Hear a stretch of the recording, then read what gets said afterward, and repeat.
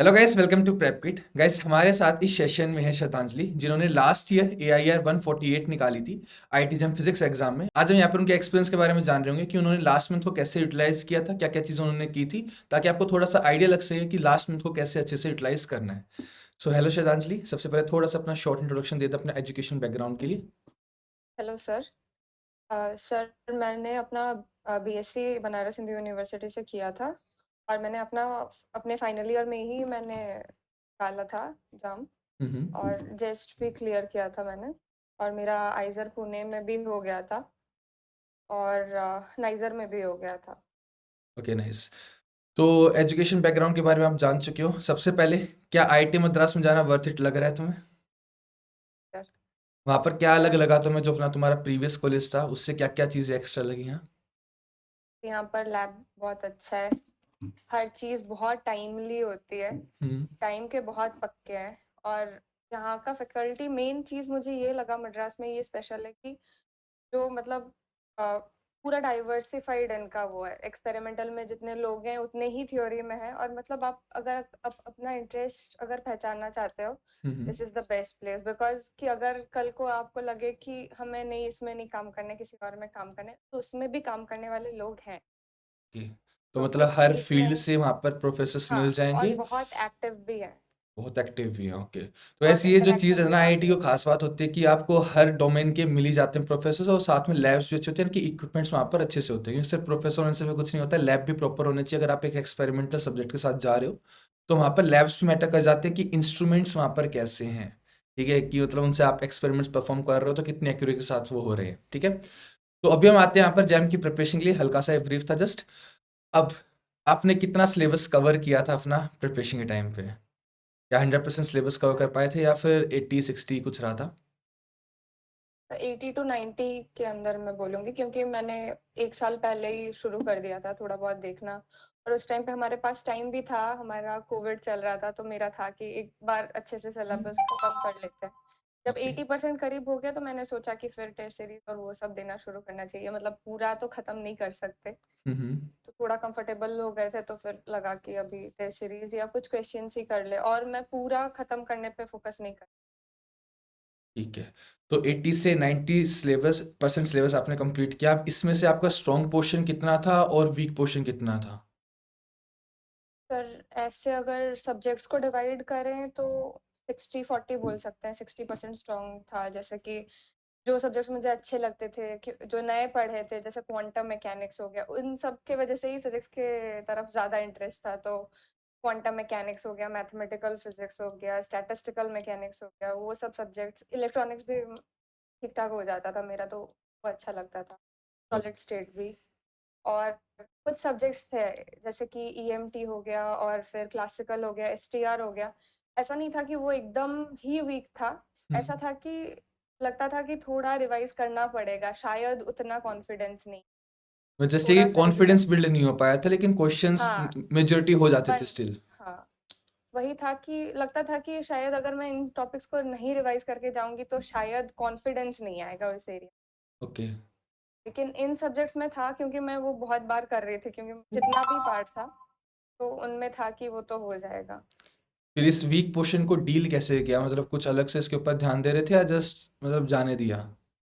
नहीं sir, week portions का ऐसा मैं कर रही थी कि वीक पोर्शंस बहुत ज्यादा टाइम उसमें नहीं दे रही थी, क्योंकि कभी कभी ये हो जाता है कि वीक में ही लगे पड़े हैं तो स्ट्रेंथ को देखने का टाइम ही नहीं बचता था। तो मैं ये सोचती थी कि उसका कभी सब्जेक्ट टेस्ट दे दिया, या मतलब ऐसे कुछ क्वेश्चंस रैंडमली उसका उठा के कर लिया। हम्म। मतलब एट ए स्ट्रेच तो मैं बैठ के वीक पार्ट नहीं डील करती थी, बीच बीच में स्ट्रॉन्ग पोर्शंस भी कर लेती थी ताकि थोड़ा कॉन्फिडेंस बिल्ड हो जाए, फिर मैं फिर से वीक पार्ट्स को प्रोवाइड क्योंकि कर। लास्ट में थोड़ा कॉन्फिडेंस बना के रखना भी जरूरी है। हाँ, कॉन्फिडेंस हिला तो दिक्कत हो नहीं तो सकती फिर है। लगेगा हमें तो कुछ आता ही नहीं है। हाँ, तो मतलब तुमने मेंटेन रखा कि कुछ स्ट्रॉन्ग पोर्शन बीच में लिया, कुछ उसके बीच में वीक डालते रहे हम्म। थोड़ा थोड़ा करके। तो थोड़ा मतलब जो भी है उसमें कुछ ऐड होता रहेगा, ओके। वो चीज। और वैसे तुम्हारा जो लास्ट मंथ था उसमें तुमने इसको डिवाइड कैसे किया था? मतलब नया टॉपिक इसके अंदर कवर कर रहे थे या फिर जस्ट रिवीजन करते हुए जा रहे थे?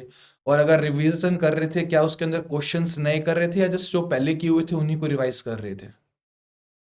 सर लास्ट मंथ में तो मेनली ये था कि मुझे ज़्यादा से ज़्यादा फुल लेंथ लेने थे, क्योंकि मुझे एक एग्ज़ाम का स्ट्रैटेजी भी डिसाइड करना था कि एग्ज़ाम के दिन एग्ज़ैक्टली कैसे अटेंड करना है। हुँ, हुँ। तो मेनली मैंने टेस्ट दिया, लेकिन मैंने देखा कि बहुत ज़्यादा टेस्ट देने पर भी फ्रस्ट्रेशन हो रहा था, तो मैंने थोड़ा फिर कम भी कर दिया। मैंने सोचा कि थोड़ा एनालिसिस में अच्छे से टाइम दे देते हैं। ठीक है। तो फिर मैं 1-2 दिन में या 2-3 दिन में एक-एक टेस्ट ले लेती थी। हुँ। और फिर मैं बाकी टाइम जो रहता था रिवीजन में, ये होता था कि मैक्सिमम जब भी मैं रिवाइज़ कर रही होती थी, कोई भी टॉपिक, जैसे कहीं पर नोट्स बना रखे थे मैंने हर सब्जेक्ट के, तो मैं नोट्स निकालती थी और शॉर्ट नोट्स को थोड़ा-थोड़ा मतलब इम्प्रोवाइज़ करते रहती थी, कि शायद कुछ मिसिंग है इसमें, क्योंकि स्टार्टिंग में जो शॉर्ट नोट्स बने थे वो ऐसे थे जैसे कि फॉर्मूला शीट है। हुँ, अब हुँ। उसको देख के तो कुछ याद ही नहीं आता था कि पता नहीं उससे क्या होगा? हुँ, हुँ। मतलब कौन-सा कॉन्सेप्ट था, कहाँ लग रहा था वो चीज़। हुँ, हुँ। और एक चीज़ मैं ये भी कर रही थी कि मैं नए टॉपिक पे बहुत ज़्यादा टाइम मैंने नहीं दिया है लास्ट पार्ट में। ओके। क्योंकि बहुत जितना हुआ था उस पे भी करते तो बहुत कुछ हो जाता। ऐसा अगर था कि कोई ईज़ी सा टॉपिक है और वो मुझे नहीं आता, तो मैं वो देख लेती थी, अगर उसका आना ही आना है क्वेश्चन, हुँ, तो हुँ। वो सब मैंने कर लिए थे मतलब लास्ट में। इम्पोर्टेंट टॉपिक सारे कवर कर रखे थे। जैसे उनको थोड़ा हाँ, कम टाइम दिया हो लेकिन कवर कर रखे थे। जी सर। थोड़े जो लेस इम्पोर्टेंट टॉपिक थे उनको छोड़ उनके ऊपर ज़्यादा ध्यान नहीं था, तो नहीं, हल्का-फुल्का। थोड़ा ओके, टफ भी लगता था, तो उनको मैंने और बहुत ज़्यादा स्ट्रेच नहीं किया। मैंने ये भी सोचा था कि एग्ज़ाम के बाद नहीं तो। ठीक है। और जो टेस्ट है जैसे कि तुमने कोई नया टॉपिक है जो तुमने पहले कवर नहीं किया था, उसके टॉपिक वाइज़ टेस्ट दिए थे? या बस जी sir, topic wise, subject wise सब एक बार, ताकि ओके। पता चल जाए कि किसी-किसी में ऐसा भी होता है कि लगता है कि नहीं आता है, लेकिन क्वेश्चन्स बन जाते हैं थोड़े बहुत तो। और हुँ, हुँ। किसी-किसी में लगता है कि नहीं, कॉन्सेप्ट अच्छे से आते हैं लेकिन क्वेश्चन्स नहीं बनते, तो मैंने हर एक का एक बार दे दिया। एक-एक सब्जेक्ट वाइज़ टेस्ट तो ले लिया था मैं। ओके। और टेस्ट तब दे रहे थे, मार्क्स कम बने होंगे कभी ना कभी, तो जी सर। उसको पॉजिटिव वे में कैसे देखा? क्योंकि आप मैक्सिमम स्टूडेंट क्या करते हैं ना, स्टार्टिंग के टेस्ट में मार्क्स नहीं बनते, वहीं छोड़ देते हैं। वो ये नहीं देखते कि टेस्ट ऑन टेस्ट वो चीज़ें इंप्रूव होती हैं। वो स्टार्टिंग के 3-4 टेस्ट देके वहाँ पर खत्म कर देते हैं कि हो गया हमारा, अब मैं जा रहा हूँ। तो उस चीज़ से कैसे आगे बढ़े? सर वही था ना कि अभी मतलब टेस्ट सीरीज़ का तो उतना कोई वैल्यू नहीं है। बस ये है कि आप अपने आप को मेज़र कर सकते हो कि हम कितना पढ़े हैं, क्या कर रहे हैं, और उससे इम्प्रूव ही करना है। हुँ, हुँ। अगर हम टेस्ट सीरीज़ में गलत कर रहे हैं चीज़ें, तो अच्छा है ना कि आगे जाके हम नहीं करेंगे वो चीज़। हुँ, हुँ। उस चीज़ का हमेशा एडवांटेज रहता है। और कभी-कभी ऐसा भी हो जाता था, कभी-कभी एकदम सीरियसली बैठ के टेस्ट दे देते हैं। हुँ। कभी-कभी हो जाता है कि घर पे दे रहे हैं या ऐसे ही मॉक टेस्ट ले रहे हैं, तो वो माहौल नहीं बन पा रहा है या कुछ हो रहा है, तो उसकी वज़ह से भी हो सकता है। हुँ, तो हुँ। मैं हमेशा, कभी-कभी बहुत अच्छा हो जाता था, एकदम टॉप 10 में भी आ जाता था, कभी-कभी बहुत ज़्यादा खराब हो जाता था, तो मैं, वही था कि कभी-कभी हो जाता है तो हो जाएगा चीज़, और थोड़ा टाइम लगता है उसमें, हुँ। तो ज़्यादा फ्रस्ट्रेट करने की। रफली कितना परसेंट स्कोर करते थे टेस्ट में? 70-80 कभी-कभी किया है। और मिनिमम कितना गया? 30-40, कभी 30 भी आया था शायद, अच्छा, मतलब मतलब याद नहीं है स्टार्टिंग ठीक के से ज़्यादा। डेज़ में, हाँ। ओके, सही। अब जो तुम टेस्ट में मिस्टेक कर रहे थे, जो जो हम सिली मिस्टेक्स बोलते हैं, सिली मिस्टेक्स के ऊपर वर्क कैसे किया तुमने और उनको सुधारा कैसे? सर लास्ट टाइम में ये हो गया था ना कि सिलेबस खत्म करने के बाद वही मेन चीज़ हो गया था कि सिली मिस्टेक्स बहुत हो रही थी। क्योंकि कभी-कभी किसी-किसी कॉन्सेप्ट में एकदम ओवर कॉन्फिडेंट हो जा रहे थे। हुँ, तो हुँ। एक चीज़ मैंने किसी से मतलब ऐसे सुना था, तो मैंने एक चीज़ हमेशा अपने दिमाग में रखा कि अगर ईज़ी क्वेश्चन्स आएँ तो मुझे हल्के में नहीं लेना है। खुद को हुँ, पहले हुँ। वार्न करना है कि ये क्वेश्चन सब करेंगे, हुँ, और अगर हुँ। मैं गलत करके आती हूँ तो मैं ही लॉस में हूँ। हुँ, हुँ। तो उससे क्या होता था कि थोड़ा ध्यान ज़्यादा लगता था उस क्वेश्चन पे कि ये ईज़ी क्वेश्चन है तो इसमें गलत नहीं करना है। हुँ, हुँ। और एक चीज़ ये मैंने बहुत नोटिस किया है कि हमेशा जैसे मल्टीपल चॉइस क्वेश्चंस में जिनमें न्यूमेरिकल कुछ आंसर आता है, जैसे मतलब चारों ऑप्शंस न्यूमेरिकल बेस्ड हैं जैसे कुछ, तो उनमें जनरली प्लस, माइनस या किसी एक डिजिट का अंतर रहता है। तो उसमें क्या होता है कि हमारे एक पैटर्न में आंसर आ गया, हुँ, तो हुँ। हम देखते ही नहीं है कि फिर क्या 4 ऑप्शंस हैं। हुँ। हम बस एक टिक कर देते हैं कि उस पैटर्न का आ गया, नीचे सही वाला होता है और हमने निकाला भी हुआ होता है, हुँ। लेकिन उसमें गलत हो जाता था। तो मैं क्या करती थी कि पहले लिखती थी, फिर मैं एक-एक साइन, एक-एक नंबर टैली करती थी अपने नोट से। मतलब ऑप्शंस नहीं देखती थी वैसे क्वेश्चंस में। ओके। वैसे मैंने बहुत सारी गलतियाँ कर रखी थी पहले, तो मैंने वो चीज़ का भी ध्यान रखा कि ऐसा नहीं करना है। क्योंकि टाइम दे रहे हैं हम उस क्वेश्चन में, तो उसको गलत नहीं करना। तो हुँ। ये 2 चीज़ें किया था। और सिली मिस्टेक्स का ये भी था कि मतलब पहले मैं टेस्ट सीरीज़ को जैसे अटेम्प्ट करती थी, तो मैं सोचती थी कि मतलब मैं 3 राउंड्स में उसको देखती थी। पहले कि एक मिनिमम स्कोर आ जाए, और वो तो सबको ही लाना है। जो कोई हमारे लेवल का है वो उतना तो करेगा ही। हुँ। तो उस टाइम पे ओवर कॉन्फिडेंट बिल्कुल नहीं होना है। एकदम अच्छे से करना है, क्योंकि वो ईज़ी है और सब करेंगे। तो फिर उस टाइम पे मैं ये ध्यान रखती थी कि इसको तो करना ही करना है, और फिर जब एक बार मैं अच्छे से कंप्लीट कर लेती थी, थोड़ा कॉन्फिडेंस भी आ जाता था कि अच्छा चलो अभी 40 या 50 बन गया, या जो भी मिनिमम उस पेपर में स्कोर आना था, एक बेसिक सेट हो गया। हुँ, तो हुँ। फिर मैं आगे रैंक इम्प्रूवमेंट के लिए कुछ एक कर सकती हूँ, आराम से बैठ के डिफिकल्ट क्वेश्चंस टारगेट कर सकती ओके। हूँ। तो तो उस तो काफ़ी कुछ आइडिया लग गया होगा शॉर्ट टाइम स्टूडेंट्स को। अभी लास्ट में कुछ सजेशंस देना चाहोगे जो अभी मंथ भी नहीं बचा है पूरा, ठीक है? तो लास्ट टाइम पे जो स्टूडेंट्स को सजेशन देना चाहोगे कि आपको ये ज़रूर से करना चाहिए?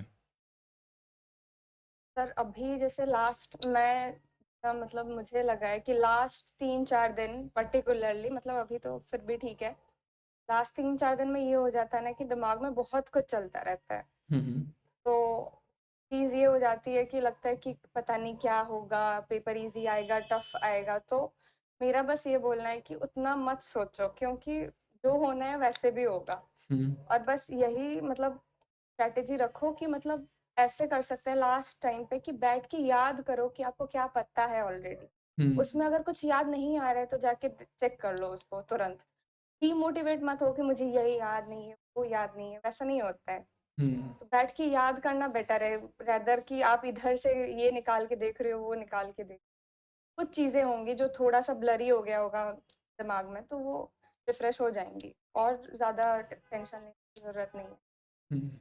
और वैसे भी एंट्रेंस से कोई थ्योरेटिकल एग्ज़ाम नहीं है गाइस, तो लास्ट हाँ। में पढ़ा हुआ बस ये कि आप रिवाइज़ कर सकते हो, नया पढ़ोगे तो उसके क्वेश्चन वैसे भी एग्ज़ाम में नहीं होने। तो और लास्ट क्योंकि वीक शॉर्ट नोट्स बनाने लेने से वही भी होता है ना कि हम एक बार एटलीस्ट उसका एक ओवरव्यू ले सकते हैं कि क्या था उस क्या सब्जेक्ट था में। उस सब्जेक्ट में एग्ज़ैक्टली? पूरा तो नहीं कर सकते। तो लास्ट वीक में जस्ट शॉर्ट नोट्स को रिवाइज करना उतना सफिशिएंट है कि आपके माइंड में कंसेप्ट जो रिकॉल हो रहे हो, और थोड़ा बस रीड मत करना, थोड़ा अपना सोचना भी कि इसके आसपास ये चीज़ें इसमें थी। क्या किया था, क्या क्या किया था ठीक है। एग्जैक्टली वहाँ, क्या क्या था, किस टाइप के क्वेश्चंस थे, अगर उनके बारे में सोचोगे ना तो मैक्सिमम टाइम तुम्हारी काफ़ी कम टाइम में रिवाइज हो जाएगी। अगर नोट्स लेके बैठोगे तो ज़्यादा टाइम भी लगेगा, लेकिन अगर माइंड में रिकॉल कर रहे हो थोड़ा जल्दी भी होगा, और ये भी रहेगा कि कितना सच में आता है तुम्हें। नोट्स देखे तो यार और फिर सबको याद आ कुछ जाता है। चीज़ें ऐसी भी है ना कि आता है, एक बार देख हम्म। लेंगे तो कर लेंगे। वो हम्म। चीज़ नहीं छूटना चाहिए, उस टाइम चीज़ों पे फ़ोकस करना चाहिए लास्ट टाइम पे हम्म। तो। अब एक चीज और, एग्जाम के अंदर तुम्हें कितने क्वेश्चन ऐसे थे कि जो लग रहा था कि ये कभी किया तो है पहले, लेकिन अब हो नहीं रहा? मतलब कुछ होता है ना कि धुंधला धुंधला याद आता है कि कुछ तो है, था पढ़ा था, लेकिन एग्जैक्टली याद नहीं। तो कितने क्वेश्चन ऐसे मिले थे तुम्हें एग्जाम से? तो 2-3 क्वेश्चन्स शायद ऐसे थे फिर उनका कि क्या मुझे किया था? लग रहा था। टिक किया था मतलब थोड़ी धुंधली यादों के साथ, या छोड़ दिया था? नहीं सर, मैंने पहले उसको मैंने सोचा कि मैं शुरू करती हूँ उस चीज़ को, अगर मैं मतलब अटक जाऊँगी तो छोड़ दूँगी उसको। फिर हम्म। नेक्स्ट राउंड में उसको करूँगी। वैसे में और एक हो भी गया क्वेश्चन, लेकिन फिर हम्म। बाकी के 2 हुए नहीं, तो मैंने छोड़ दिया उसको। तो 3 में से 1 हो गया, तब भी स्टिल अगर ऐसे 2 नंबर का ठीक हो रहा है तो एक्स्ट्रा ही मार्क्स मिल रहे हैं। तो ये नहीं है कि हमेशा तुम्हें सारी चीज़ें याद रहेंगी, कुछ चीज़ें हम भूलते भी हैं, ठीक है? जो तुमने 6-7 महीने पहले पढ़ी है, हर एक चीज़ तो अच्छे से याद नहीं होगी, लेकिन एक धुंधली आती है कि ऐसा कुछ था वहाँ पर।